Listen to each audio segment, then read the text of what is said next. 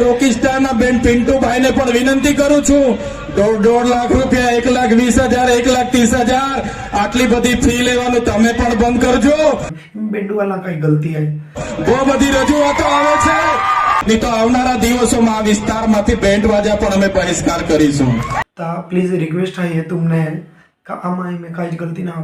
नमस्कार दोस्तों, मैं हूं जेड फैक्ट और आपको पता होगा कि बैंड इंडस्ट्री में इस बढ़ते टाइम के चलते कुछ नई अपडेट आ रही है, बैंड के अंदर अपडेट आ रही है और साथ ही जमाना जिस तरह चल रहा है तो धीरे धीरे महंगाई भी बढ़ती जा रही है। और आपको पता होगा कि आज की डेट में महंगाई इतनी ज़्यादा बढ़ चुकी है कि क्या बताऊं यार, मिर्ची लेने के लिए भी फांपे पड़ जाते हैं। लेकिन दोस्तों कुछ वैसे ही बैंड इंडस्ट्री में बैंड की जो रेट है ना वो आसमान छू रही है। 50,000 से लेकर 1.5 लाख तक आज की डेट में बैंड की रेट हो चुकी है। 50,000, 60,000, 80,000, 90,000, 1,30,000, 1,50,000 है।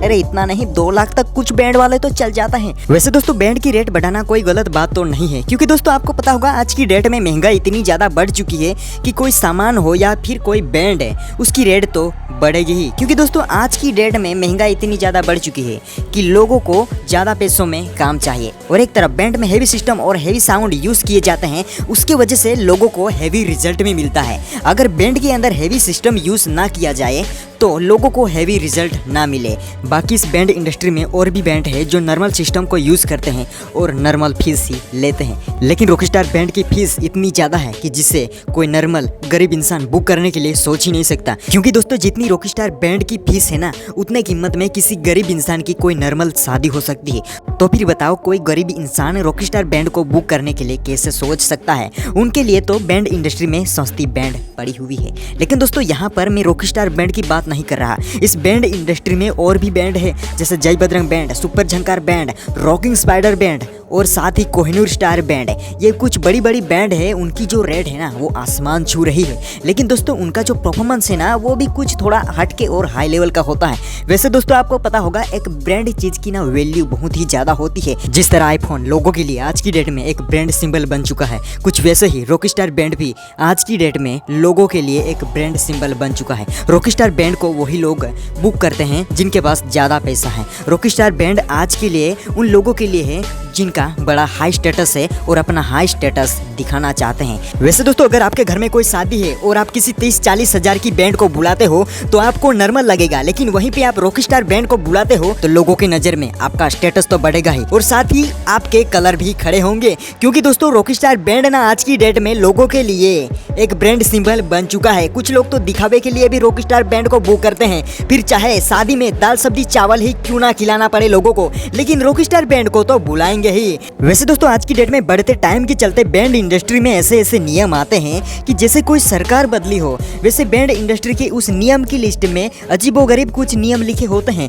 लेकिन उस नियम की लिस्ट में ये नहीं लिखा होता कि आज के बाद लोगों के पास से ज्यादा फीस नहीं ली जाएगी। तो दोस्तों इसी बात को लेकर ना चैतर भाई वसावा ने एक बात कही थी रॉकस्टार बैंड के ओनर पिंटू भाई और साथ ही उन ओनर को जो लोग आज की डेट में ज्यादा फीस लेते हैं, उन बैंड को जो बैंड आज की डेट में ज्यादा हाई फीस लोगों से प्रोवाइड करती है। तो वैसे दोस्तों चैतर वसावा ने कहा है कि लोगों से कम पैसे लिया करो, कम चार्ज लिया करो, ज्यादा फीस ना लो, नहीं तो भविष्य में आने वाले फ्यूचर में हमें इस बैंड को भी बंद करना पड़ सके। तो वैसे दोस्तों चैतर वसावा ने जो भी किया बिल्कुल सही किया और चैतर वसावा ने बिल्कुल सही कहा। क्योंकि दोस्तों इस बैंड इंडस्ट्री में कई सारे कुछ नियम आते हैं, लोग लाते हैं, लेकिन उसमें ये नहीं कहा जाता कि आज के बाद बैंड की फीस कम होगी या फिर हम कम लेंगे। लेकिन उसमें तो ये नियम आते हैं कि लोगों को ये करना होगा, वो करना होगा, फलाना ढिमका अजीबोगरीब नियम लाते हैं इस बैंड इंडस्ट्री में, लेकिन फीस की बात कोई नहीं कहता जो चैतर वसावा ने कही है। वैसे दोस्तों आपको क्या लगता है फ्यूचर में बैंड इंडस्ट्री बंद हो सकती है या फिर नहीं?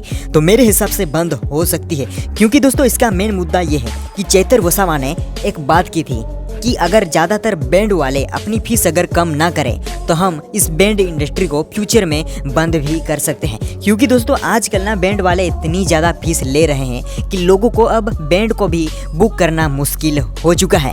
और वैसे दोस्तों ये तो सिर्फ एक फीस की बात है, बाकी तो बैंड इंडस्ट्री में ना जाने कैसे कैसे कांड हो रहे हैं। ज़्यादातर मेन मुद्दा तो ये है कि झगड़ा, बैंड इंडस्ट्री में शुरू से झगड़ा होता जा रहा है और ये झगड़ा होना तो आज की डेट की एक सिंपल सी बात है, नॉर्मल बात है। क्योंकि दोस्तों ज़्यादातर जो ये झगड़ा होता है ना बैंड इंडस्ट्री में, ये ज़्यादातर टक्कर की वजह से ही होता है। ये चेतर वसावा ने नहीं कहा, शायद उसको पता होगा या फिर नहीं, लेकिन दोस्तों अगर ये बात चेतर वसावा तक पहुंच गई तो मेरे हिसाब से फ्यूचर में बैंड इंडस्ट्री बंद होना 100% तय है। क्योंकि दोस्तों ज़्यादातर झगड़े बैंड इंडस्ट्री की उस टक्कर से ही होते हैं। एक बार दोस्तों झगड़ा हुआ था रॉकिंग स्पाइडर वर्सेस सुपर झंकार के बीच में। एक सुपर झंकार बैंड का ठिंगरी प्लेयर था, उसे बुरी तरीके से पीटा गया था। वैसे बैंड के आर्टिस्ट ने कम और साइड पर के लोगों ने उसे ज्यादा मारा था। तो जरा सोचो, जिस चीज की वजह से ये झगड़ा हो रहा है, मारामारी हो रही है, अपने समाज के लोग अपने ही समाज के लोगों के दुश्मन बने जा रहे हैं, क्या उस चीज को बंद होने में टाइम लग सकता है?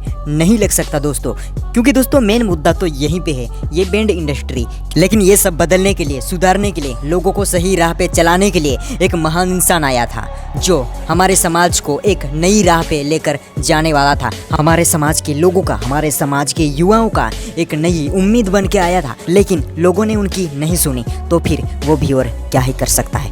Like, share and subscribe to channel. Thank you.